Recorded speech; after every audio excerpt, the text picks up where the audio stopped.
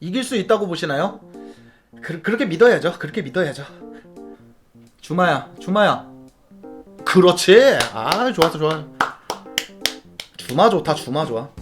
공중볼은 주마지. 업사이드였던 것 같아요. 저도 업사이드라 그랬잖아요. 업사이드였던 것 같아요. 근데 골은 넣어야죠. 아, 화 안 납니다. 괜찮았어요. 만약에 지금 차단되신 분들이 계속 보고 있으면 저가 이게 경기 끝나고 풀어드릴게요. 감사드려요. 시청해주셔서 감사합니다. 앙크형 늦은 시간에도 텐션 좋네요. 전 채시 경기 보면 신이 나죠. 안 되는데,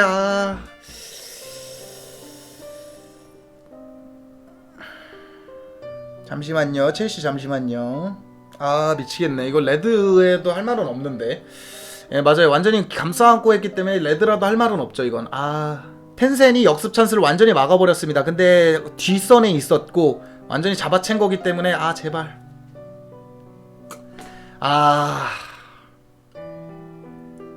야, 이러면 어려워지지. 이러면 어려워졌죠.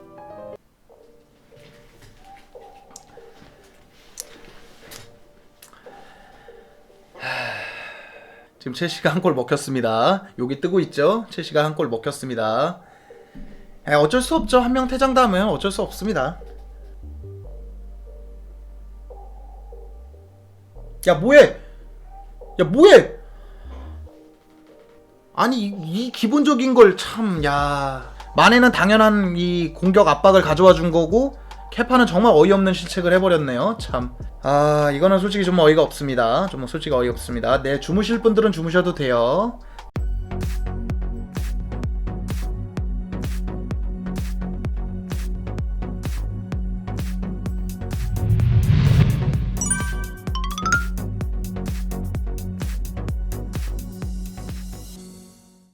안녕하세요, 첼크 여러분, 그리고 시청자 여러분, 앙크TV입니다. 오늘은 첼시 대 리버풀, 리버풀 대 첼시의 2라운드를 리뷰해보도록 하겠습니다. 누누이 말씀드리지만 제 리뷰는 조금 감성적인 측면도 있고 첼시 팬이 바라봤을 때 이런 면이 이랬고 저런 면이 저랬다지 전술적으로 어땠고 이렇게 자세한 리뷰까지는 아니라는 점, 첼시 팬 시각으로 보는 그런 리뷰라는 거를 한번 알아주셨으면 좋겠습니다. 즉, 여러분들이 원하는 전술적인 거나 체계적인 리뷰를 원하신다면 조금 부족할 수 있다는 말씀부터 드리겠습니다. 바로 보시겠습니다.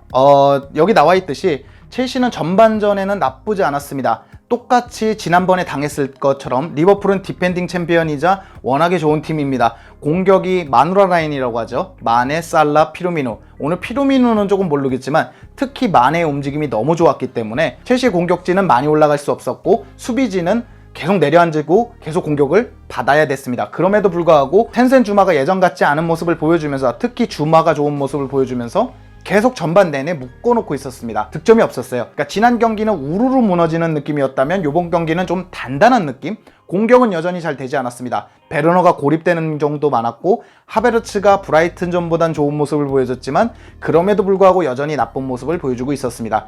하지만 전체적으로 보면 첼시는 수비에 굉장히 좋았다. 알론소도 답답한 느낌이 크게 없었고 제임스도 그랬고 텐센 주마도 그랬습니다. 텐센 얘기는 조금 뒤에 할게요. 거기다가 조르지뉴, 조코캉이라고 하죠. 조르지뉴, 캉테, 코바치치. 특히 코바치치는 제가 역시 브라이튼전에 없으면 안 되겠다. 확실히 코바치치는 있을 때 없을 때가 크다고 말씀드렸는데 그거를 증명하는 경기가 아니었나 싶습니다. 중원에서 정말 좋은 활약을 해줬다는 생각이 듭니다. 거기다 하베르츠도 꽤 좋은 판단을 보여주면서 나쁘지 않은 모습 보여줬고요. 캉테 말이 필요하겠습니까? 캉테 중원에서 제폼을 찾는 모습을 보여줬습니다. 다만 아쉬운 건 역시 요거죠. 텐센의 퇴장.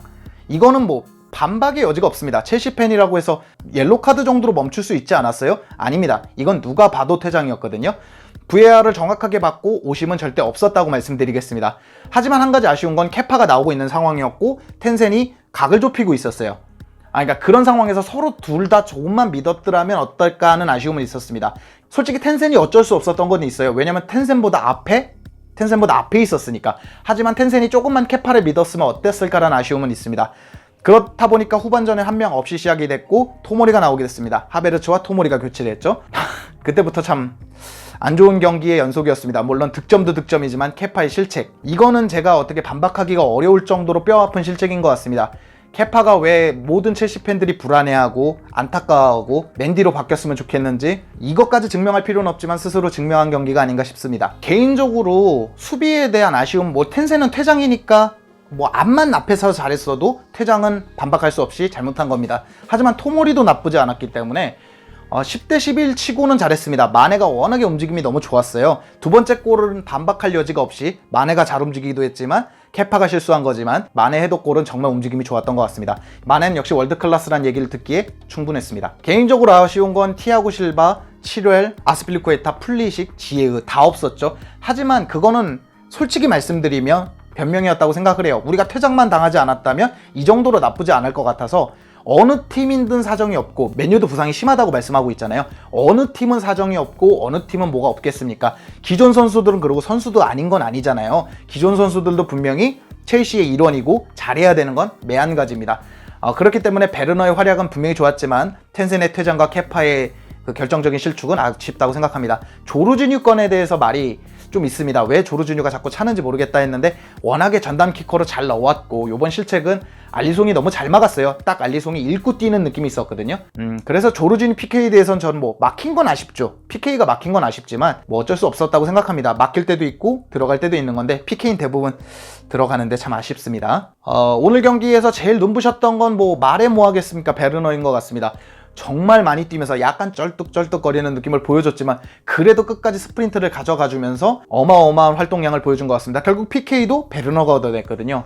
그런 걸 봐서는 정말 좋았고, 리버풀을 좀 칭찬하자 그러면 파비뉴하고 티아고 알칸타라를 칭찬하고 싶습니다. 마네야 뭐 보셨듯이 멀티골을 넣고, 뭐 마네는 평가할 게 없는데 티아고 알칸타라는 마치 리버풀에서 한 1, 2년 있었던 선수, 이게 첫 경기, 이게 첫 데뷔전이라고는 믿기지 않을 정도의 조율과 경기력을 보여줬습니다. 그리고 파비뉴는 똑같은 말이에요. 센터백을 한 1, 2년 봐왔던 선수인가?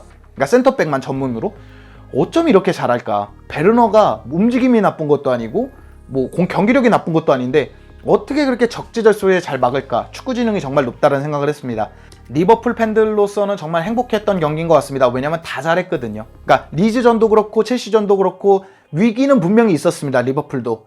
첼시가 은근히 나쁘지 않은 경기력을 보여주고 있고, 리즈는 뭐 그거에 말할 게 없죠. 너무 좋은 경기력을 보여줬는데 그런 생각을 했습니다. 와, 경기력이 이기는 게 장땡입니다.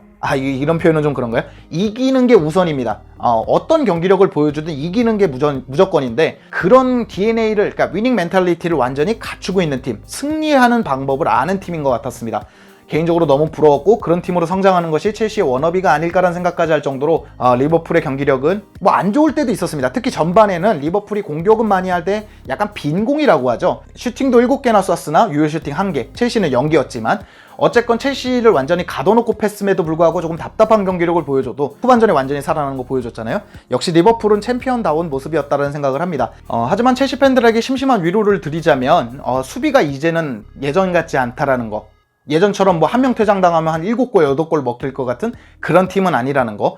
그리고 아직까지는 주전들이 돌아오지 못했다는 거. 우리의 변명이니까요. 다음 경기부터 이제 뭐 티아고 실바가 됐든 치렐이 됐든 아스필리쿠에타가 됐든 조금씩 돌아올 테니까요. 그런 것도 있고, 아직 2라운드라는 거. 제가 라이브에도 말씀드렸지만 콘테 시절 때 아스날한테 패배하고 그해 우승할 거라고는 우리는 아무도 예상 못했어요. 그것도 3백으로. 그러니까 여러분들 아직 너무 실망하지 마시고요. 2라운드니까요. 뭐 그러니까 당장 지난 시즌만 봐도 맨유한테 대패를 하고 나서도 잘했으니까요. 4위 했고 잘했으니까 조금만 힘내고 우리 더 열심히 응원하도록 해요. 제가 일정을 정리한 게 있는데 리버풀전이 가장 험난했습니다.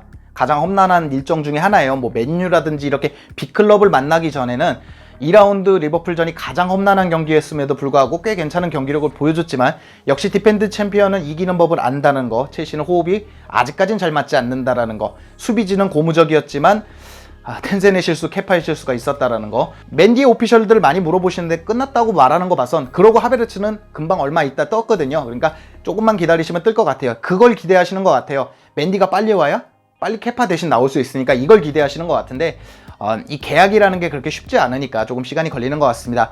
전체적으로 4-2-2-2 비슷하게, 아니면 4-3-3, 뭐 4-3-1-2 막 왔다 갔다 했거든요.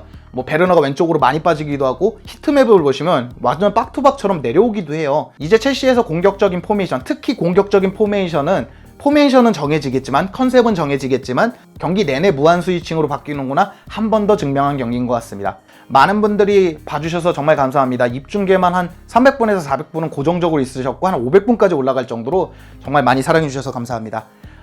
클린한 채팅 쳐주시는 거 어려운 일입니다. 지고 있을 땐 화나고 뭐 리버풀 팬들이나 뭐 타팀 팬들은 약간 놀리고 싶기도 하시고 그렇지만 이렇게 클린한 채팅 쳐주셔서 너무 감사드립니다. 진행하는 진행자 입장에서는 한없이 감사드리다는 말씀밖에 드릴 게 없습니다. 오늘 영상은 여기까지고요. 즐겁거나 유익하셨거나